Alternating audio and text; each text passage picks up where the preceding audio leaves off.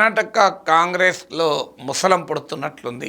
ఆ ముసలాన్ని పుట్టకుండా చేసేందుకు, నియంత్రించేందుకు పార్టీ ప్రయత్నిస్తున్నా కానీ సీఎం అనే అంశం వివాదాస్పదంగా మారింది. రాజకీయ నాయకులు దాటి ఇప్పుడు కులాల స్వామీజీలు కూడా ఎంటర్ అయ్యారు. సో స్వామీజీలు అసలు కులానికో స్వామీజీ ఉండడమే ఆశ్చర్యం. స్వామీజీలు ఒక ఆధ్యాత్మిక భావన కలిగి విశ్వజనీనమైన సార్వజనీనమైన భావాలను ప్రచారం చేయాలి. కానీ కర్ణాటకకు వచ్చే వరకు ఒక్కొక్క కులానికి స్వామీలు ఉంటారు. లింగాయత్ స్వామీజీలు, ఒక్కలిగా స్వామీజీలు, ఒక్కొక్క కులానికి మఠాలు ఉంటారు. సో ఈ స్వామీజీలు సాధారణంగా ఒకటి ఆధ్యాత్మిక కార్యక్రమాల్లో ఉండాలి, లేదా కులానికి సంబంధించిన బాగోగులు చూసుకోవాలి. కానీ వాళ్ళు రాజకీయాలను కూడా నిర్దేశిస్తూ వచ్చారు.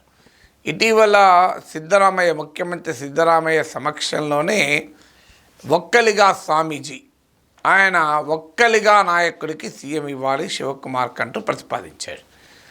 దాంతో వెంటనే ఇంకొక స్వామీజీ, ఈయన వీరశైవ లింగాయత్ మఠానికి స్వామీజీ, ఆయన ఈసారి ముఖ్యమంత్రి అంటూ మారితే లింగాయత్ కమ్యూనిటీకి చెందిన మంత్రి ఒకరిని ముఖ్యమంత్రి చేయాలని ఆయన ప్రతిపాదించాడు.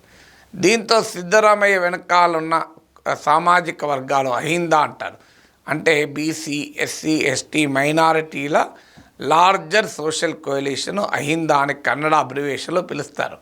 సో ఆ సెక్షన్లో అసలు సిద్ధరామయ్యను మారిస్తే ఊరుకునేది లేదంటూ వారు ముందుకొచ్చారు.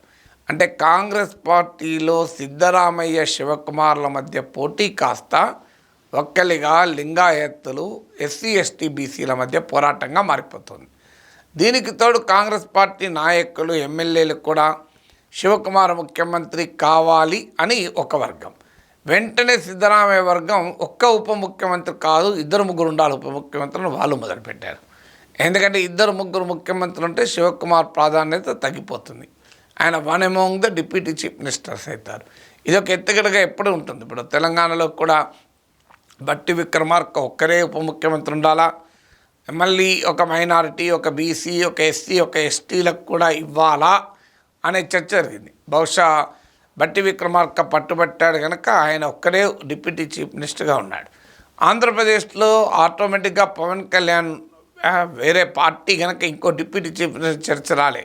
రేపు కూడా ఒకవేళ పవన్ కళ్యాణ్కు టీడీపీకి మధ్య ఏమైనా డిఫరెన్సెస్ వస్తే టీడీపీ నుంచి ఒక ఉప ముఖ్యమంత్రి రావచ్చు. అది వచ్చిందంటే మనకు ఇండికేషన్ ఏంటంటే డిఫరెన్స్ మొదలైనాయని. ఇప్పటి వరకు ఆ డిఫరెన్స్ కనిపించడం లేదు కనుక ఆ రకమైన మాట ఇంకా ఏది వినబడలేదు.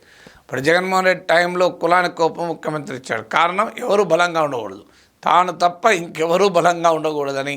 ఒక ఎస్సీ, ఒక ఎస్టీ, ఒక బీసీ, ఒక మైనార్టీ, ఒక కాపు, ఇలా అందరికీ మనిషి ఉప ముఖ్యమంత్రి ఇచ్చాడు.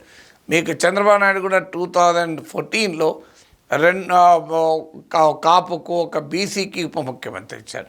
సో ఇలా కులాల వారీగా మేము న్యాయం చేస్తామని చెప్పుకోవటానికి లేదు, ఎవరిని బలంగా చేయకుండా ఉండేందుకు ఇలాంటి అంశాలను పాడుకుంటుంటారు. ఇప్పుడు అక్కడ కూడా డీకే శివకుమార్ నెంబర్ 2గా ఉప ముఖ్యమంత్రిగా ఉన్నాడు.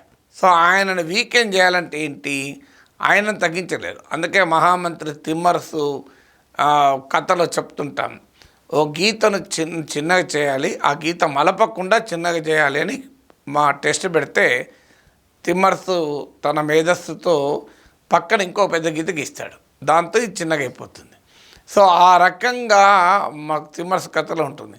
ఇప్పుడు కర్ణాటకలో కూడా తిమ్మరసు రాజకీయాలు నడుస్తున్నాయి.